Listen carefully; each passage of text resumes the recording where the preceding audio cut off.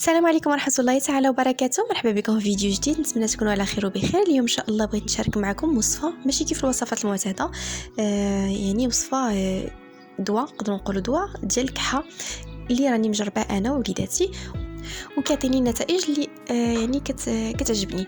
فكيف ما كتعرفوا هاد الوقيته الكحه راها منتشره بزاف بين وليداتنا، وليدات الصغار. فهاد الوصفه اسهل منها ما كاينش. انا بنتي الصغيره يعني كتجيها الكحه راه ما كتساليش منها، واخا كنعطيها الدويات يعني سيرياس ديال الكحه كاملين جربتهم. واخا كتاخذ لونتيبيوتيك يعني حتى حاجه ما كتقضي فيها. كنت مؤخرا هكا عطيتها البصله، هاد الوصفه اللي غنعطيكم دابا، والحمد لله لقيت يعني كاين واحد النتائج وصافي مشات منها الحمد لله. حتى دابا هاد السيمانه عاود جاتها، بديت ليها المره الاولى يعني ديجا صيبتها ليها وعطيتها. انا ما كنخليهاش مده طويله، يعني كنوجدها اليومين وكنعاود نوجد وحده اخرى باش ما كتكونش حاره عليها. فانا درتها ليها واحد اليومين وبدات كتنقص ليها، دابا غنعاود نزيد باش نكمل ليها الوصفه. فبالنسبه للوصفه كيف ما غتشوفوا معايا هنا غادي نحتاجوا بصله اللي تكون مقطعه، بصله غير صغيره ما تكونش كبيره. من الاحسن انها تكون بصله حمراء، انا ما كانش متوفره عندي وكنت باغا نكمل لها، يعني انا بديت لها يومين خاصني نكمل لها عاود. فكانت عندي غير البيضه فدرت البيضه، ولكن من الاحسن انها تكون الحمراء، يعني كتكون حسن وكتكون حاره ومركزه يعني مزيان. صافي غنقطعها باي طريقه ماشي مشكل، المهم انها غادي تطلق داكشي ديالها. هنا غادي نحتاج تقريبا واحد 6 ديال العويدات ديال القرنفل. غير 6 ما ديروش بزاف، حيت انا هاد الوصفه غنعطيها غير لبنتي. الا كنتو غادي تستعملوها نتوما فقويو من القرنفل. انا درت غير واحد 6 صافي. وغادي ناخذ معلقه صغيره عاود ما كعامراش ديال الزعتر. كيف ما شفتوا معايا القرنفل والزعتر راني قللت منه باش حيت ما كيقدروش هما على داك المذاق اللي هو قوي. هنا عندي شويه ديال العسل الحر، هادشي اللي بقى عندي ما بقاليش بزاف، يعني غادي نكمل ليها الدواء وصافي. ممكن ديروا السكر الا ما كانش عندكم، يعني المهم باش تحليوه ليهم باش ما يجيهمش حار. اسهل منها ما كاينش البنات. مهم كتاخذوا ديك البصله ديالكم كديروها في شي اناء، يعني في شي كاسرول ولا فين ما بغيتو، وكنضيف عليها ديك القرنفل مع الزعتر. صافي غادي ناخذها غادي نعمرها بالماء، يعني غادي نغطي ديك البصله ديالي بالماء ونوضعها فوق النار حتى كتطيب، يعني ديك البصله كطيح تقريبا كتدي واحد 10 ديال الدقائق. اهم حاجه ما تحيدوش ديك الغطا من فوق منها، خليو ديك الغطا مسدوده، يعني خليوها مسدوده. هنا غنديرها فوق البوطه ونرجع معاكم. هنا بغيت نهضر لكم على البنات على القرنفل.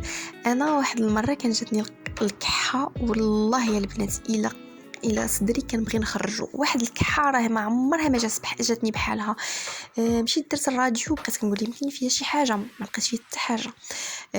خديت الدواء، خديت الانتيبيوتيك، والو حتى حاجه ما نفعتني. والله يا البنات الا واحد النهار جالسه وبغيت ندير القرنفل غير على سناني، خديت واحد القرنفله ودرتها في هكا بين سناني ونطلق ديك المذاق ديالها. والله يا البنات الا الكحه الا حسيت بها هكا تحيدات، ماشي كنقول لكم زعما تحيدات صافي ما بقاتش كتجي، لا، يعني ديك غير كتهبط ديك الحار ديال ديك القرنفل كتمشي ديك الكحه. فشنو وليت كندير؟ وليت صافي غير كتجيني الكحه كندير ديك القرنفل في فمي. والله البنات الا كتحبس في الليل فاش كنبغي نعس كندير 3 ديال القرنفل في فمي وكندغهم حتى كيطلق ديك الحار ديالو مزيان وكنعس على خاطري. وليت بعض المرات كنغليه يعني كنغليه مزيان حتى كيطلق ديك الحار ديالو مزيان وكنشربو عاد كنعس.